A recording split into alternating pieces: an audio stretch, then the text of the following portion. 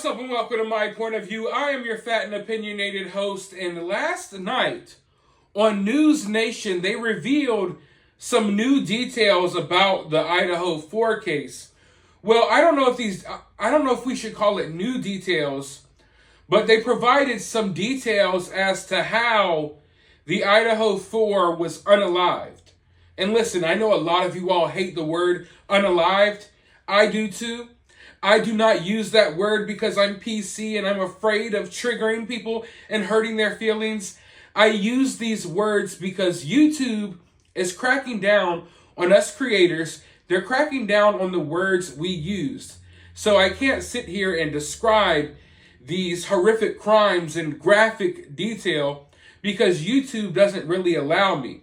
So I would ask all of you all, if you're tired of hearing words like unalived and stuff like that, let YouTube know. Don't let me know. This is not something that I would like to do. But anyway, they revealed some details. They claim that they have sources close to this investigation that know all the details about how this whole crime went down.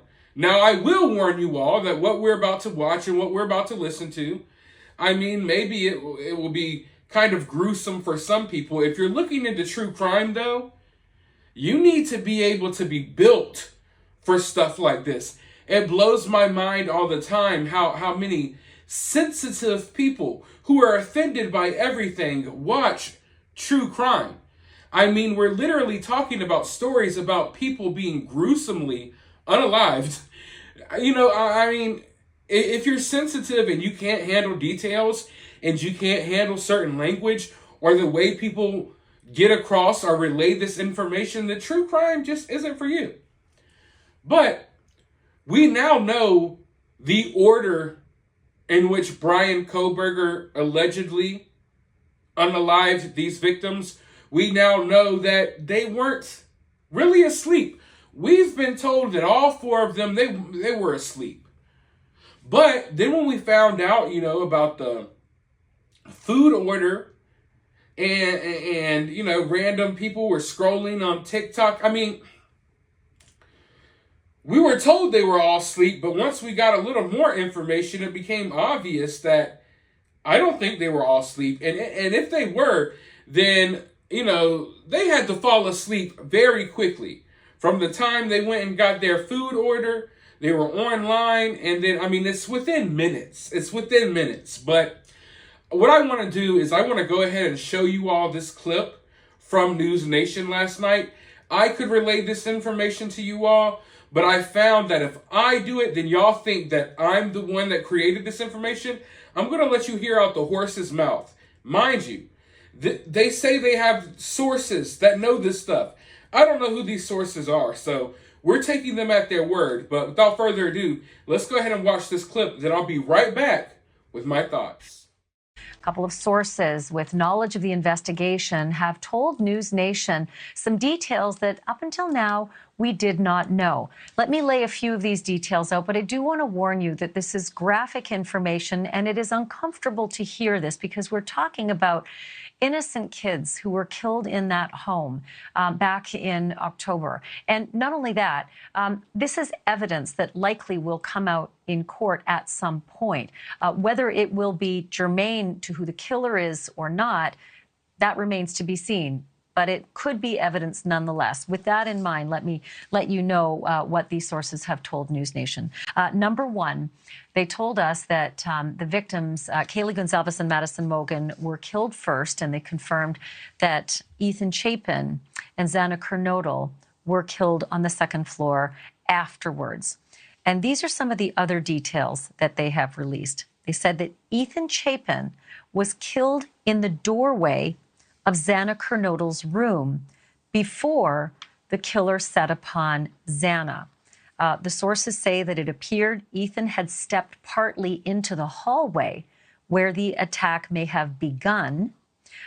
These sources also say that Ethan Chapin suffered a slash to the neck. But I have to say that both of these details are in direct conflict with what the coroner had originally told us right here on this program exclusively. And also, they conflict directly with what police have said as well. And those two facts that are in conflict are that all of the victims were in their beds, according to police and the coroner. And according to the coroner, all of the injuries were stab wounds and not slash wounds. So I just want to play for you exactly what it was the coroner said in her words. Were any of them slashed? Were any of their necks cut? Or were these all puncture wounds? Well, it was a pretty large knife, so it's really hard to call them puncture wounds. And they were definitely stabbings. Can you tell me, when you say that they might have been sleeping, were they found in beds? Yes.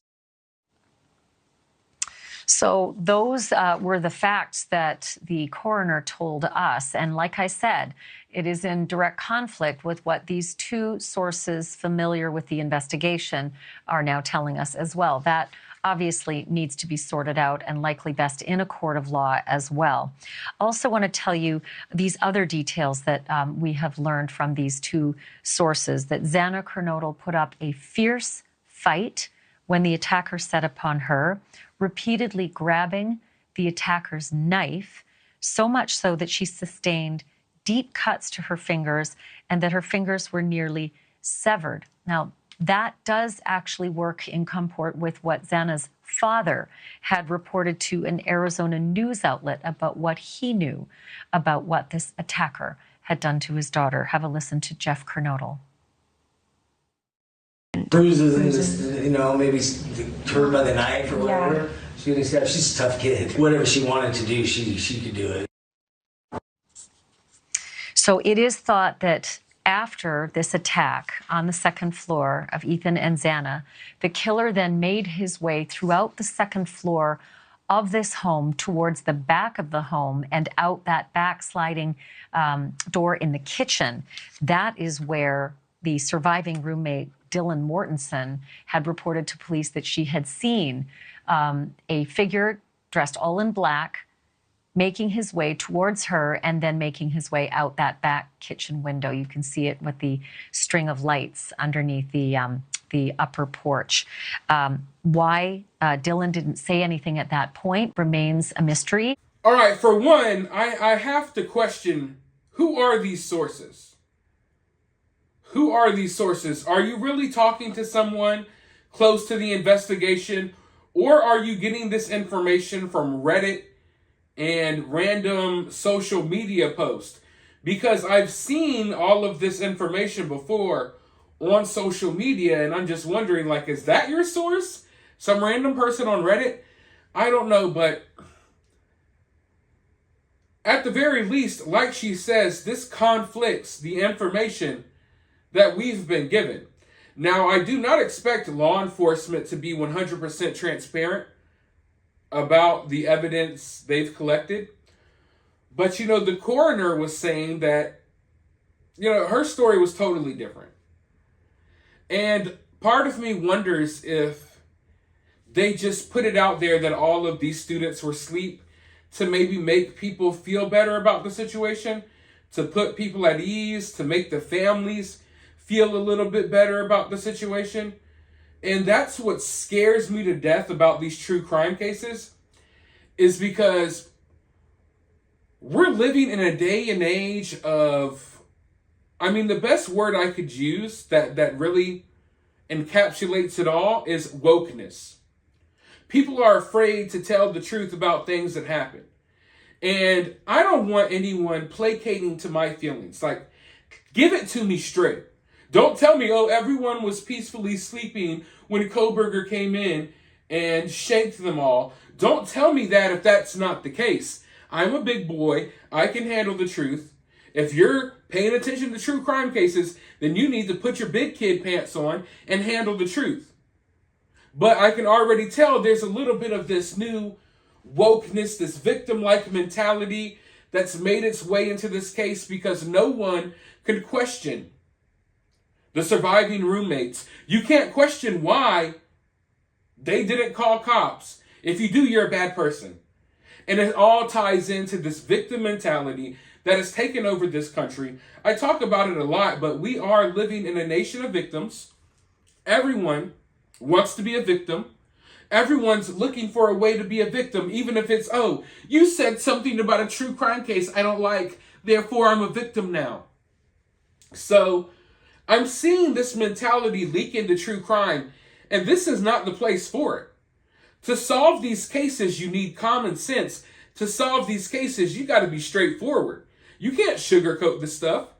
Yeah, part of me wonders, are they sugarcoating the information that they're giving us about this case? Why were they telling us everyone was asleep? Now, I don't know if these sources are legit and truthful or not.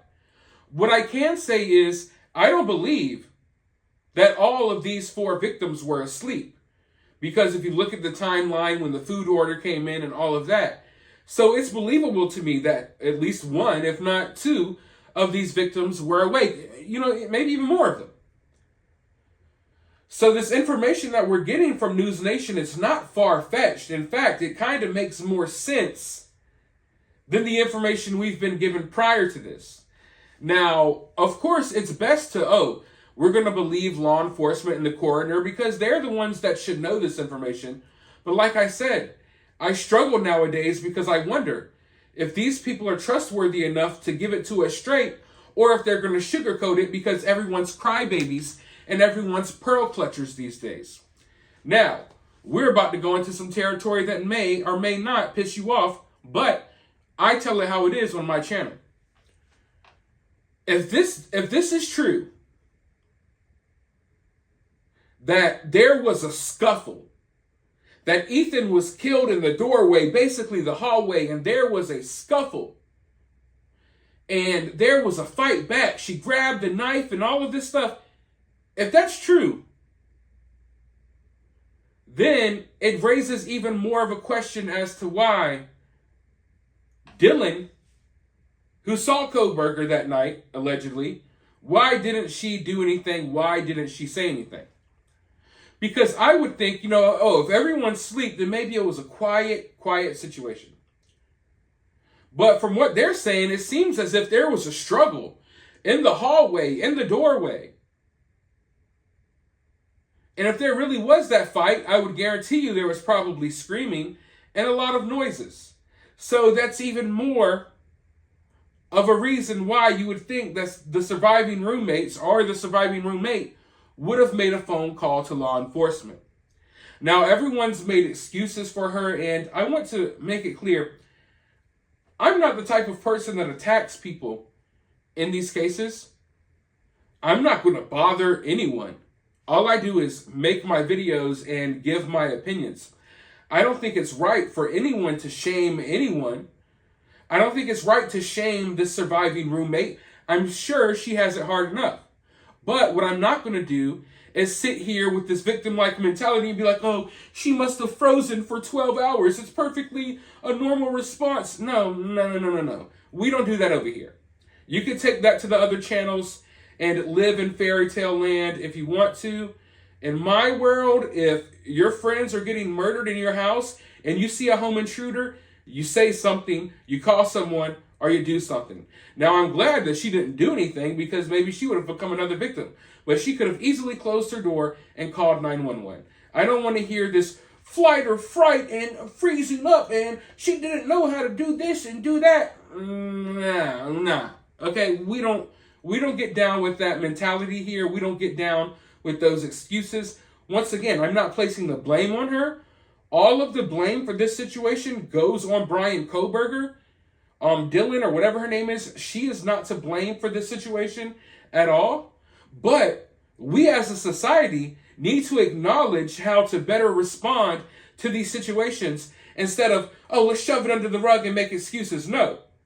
You see a situation like this happen, talk to your college-age kids. If you're a professor at college, talk to those students.